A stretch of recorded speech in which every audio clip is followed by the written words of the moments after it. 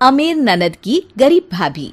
रीना एक मध्यम परिवार की लड़की थी, लेकिन उसकी भाभी शिवानी एक बड़े घर की बेटी। शिवानी की शादी अभिषेक से लव मैरिज थी। अरे भाभी, ये कितना अच्छा सूट पहना है आपने। काश ऐसा मैं भी पहन पाती। अरे क्यों नहीं रीना, वैसे भी तुम्हारा और मेरा नाम तो एक ही है, जब मन करे पहन लेना। भाभी, आपको आपके पापा ने कितने अच्छे कपड़े गहने दिए हैं। मैं उनकी इकलौती बेटी जो हूँ। बेटी तो मैं भी इकलौती हूँ, लेकिन क्या करे, पापा है नहीं, पता नहीं कैसे होगी मेरी शादी। तभी वहाँ शिवानी की सास आ जाती है। अरे क्यों नहीं करेगा भाई तेरी शादी धूमधाम से, आखिर जिम्मेदारी है तो उसकी। और वो दिन भी आ जाता है जब रीना की शादी तय हो जाती है। अभिषेक, क्या हुआ? आप इतने परेशान तो कभी नहीं दिखे। कोई बात है तो बताइए मुझे। अरे शिवानी, वैसे तो शादी का सारा इंतजाम हो गया है, लेकिन गहनों का रेट तो आसमान छू रहा है। कैसे क्या करूं, कुछ समझ में ही नहीं आ रहा।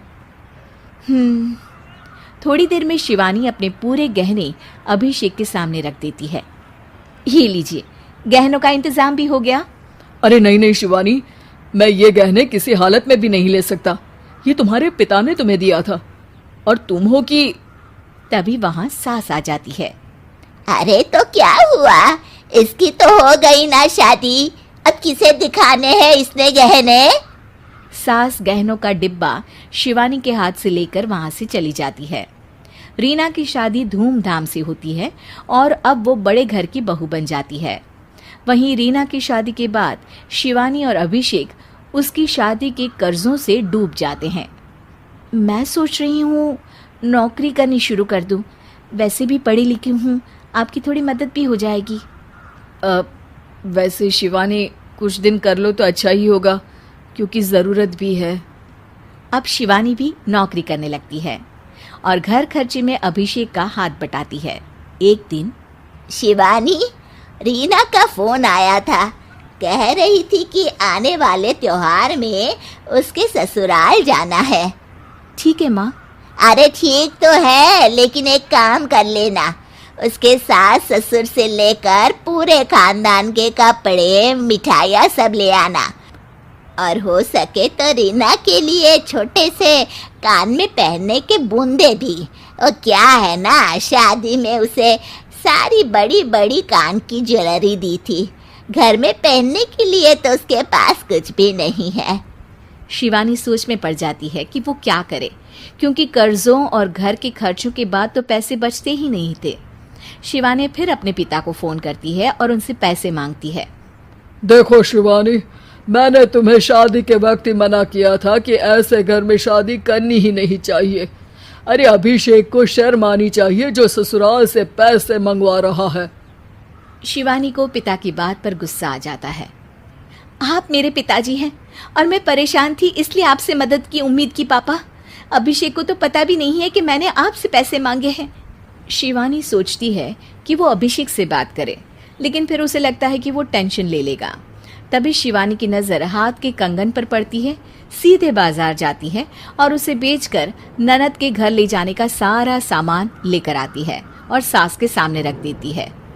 हाँ ठीक है, लेकिन फल थोड़े और अच्छी क्वालिटी के होने चाहिए थे।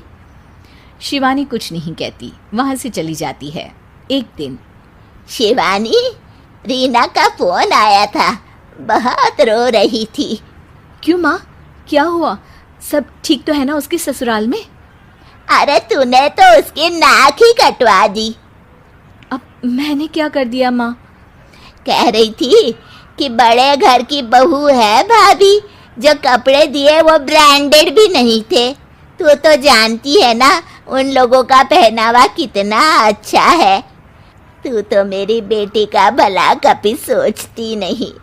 हाय भगवान, अरे बड़े घर की बहू है, इसी बात की जलन है ना तुझे, लेकिन याद रख मेरी बेटी का सोचने के लिए भगवान है, तुम लोग कभी उसका बुरा नहीं कर पाओगे।